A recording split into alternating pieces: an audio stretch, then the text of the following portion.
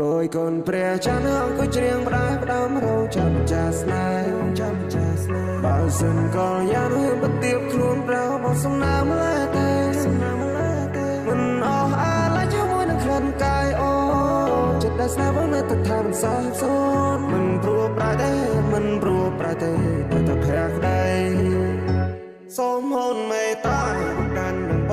ងស្នេហ៍ស្នងបងត្រឹមស្រមៃថាបានអូនមកជាប់និស័យភ័ក្រក្ដីស្នេហាខំហាមចិនដែរតែមិនឈ្នះចិត្តដែលមានអ្នកអងស្នេហ៍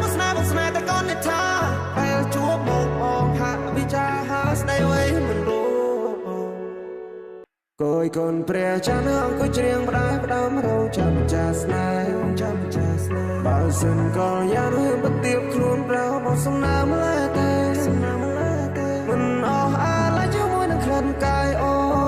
ចិត្តដែលស្នេហ៍បងនៅតែថាមិនសាបសូន្យមិនព្រោះប្រែទេតែភ័ក្រក្ដី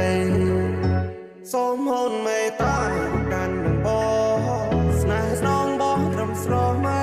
ថាបានអូនមកជាប់និស័យភ័ក្រក្ដីស្នេហាខំហាមចិនដែរតែមិនឈ្នះចិត្តដែលមានអ្នកអងស្នេហ៍តែកូននេះថាពេលជួបមកអងហាក់វិចារហាស្ដីអ្វីមិនรู้គួយកូនព្រះចាស់អង្គុយច្រៀងផ្ដាយផ្ដាំរោចាំចាស់ស្នេហ៍